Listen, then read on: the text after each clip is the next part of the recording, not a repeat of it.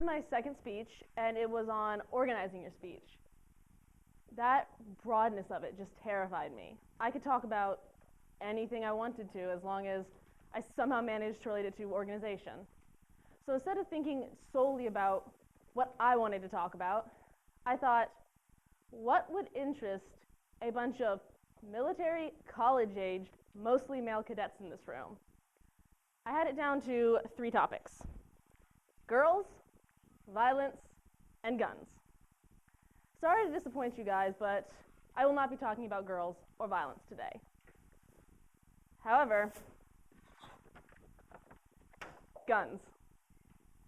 I'm on the rifle team, and it's one of the best things ever. However, we are called the OCD squad because we shoot at targets normally smaller than this, actually the size of a quarter. Now, this quarter in my speech will become one of the most important things to you. And you're sitting there going, it's a quarter, it's worth 25 cents, why would I care? Because this quarter represents what you want, your goals. When I shoot at a quarter-sized target, I don't care about anything except that dead center, that bullseye, that 10-9. And in my speech today, I'm going to teach you how to get your 10-9, how to get your goal, how to get your bullseye in 3 things.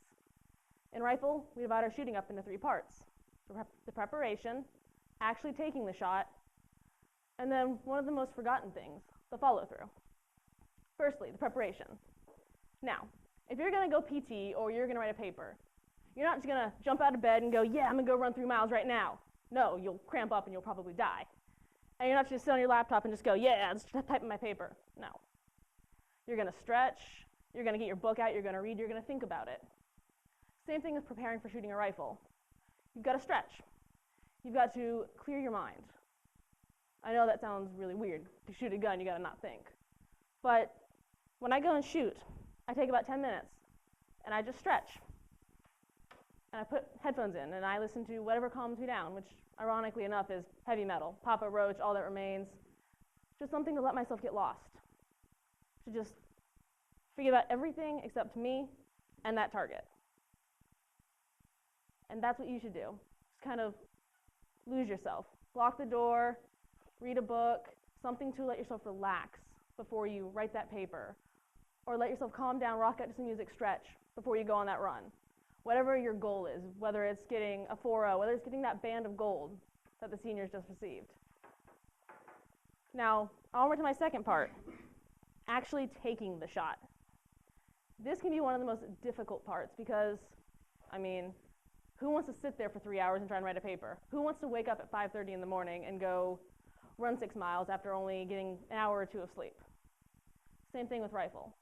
When you're standing there like this, and you have to shoot at a target the size of a quarter, any little movement you make, any little twitch, can make that 10-9 a 5 or a 4 or even off target. That's a lot of pressure when you're just standing there, and you've got to pull that trigger, which is only a 3-ounce trigger. If you twitch or you get a chill, boom, 0. That little voice inside your head saying, don't take the shot, don't take the shot, don't take the shot, you've got to ignore it. When you know it's a good shot, you've got to take it. When you don't want to get up in PT in the morning, you've got to do it. If you want that black, that red, any of those badges, you've got to take the shot. You've got to ignore that voice in your head saying, stay in bed. You've got to ignore that voice saying, hey, come play GTA 5 with me. You've got to go, no. I want what I want. I want that 10-9. Finally, the follow-through. I could harp on this forever because it's one of the most forgotten parts. When you're standing there, right after you take that shot, if you take the shot and jerk the rifle away, it's going to move your shot. That 10-9 isn't a 10-9 anymore, a 7, a 5. Who cares, you say? It's still on target. At VMI 2 weeks ago when we went to go to our match, we beat VMI, thankfully. We beat them by 2 points. Had someone not been relaxed, not been thinking, had one of those 10s been a 7, Big Red would still be hanging up in their rifle range right now.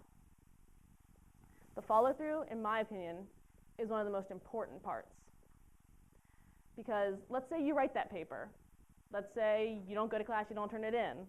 Let's say you go to PT, you pass the PT test, you pass all the tests, you have the GPA, but you don't follow through with it completely. You don't go that extra mile, that extra step. Someone else is going to get that contract. Someone else is going to get those good grades, and you're not. The follow-through is the make or break point. The follow-through is your 10-9. So, in conclusion, why do you care? Seniors, look down at your right hand.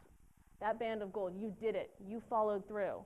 And to everyone else, the juniors, the sophomores, the freshmen, you can get that band of gold. You can get that badge. You can get the girl.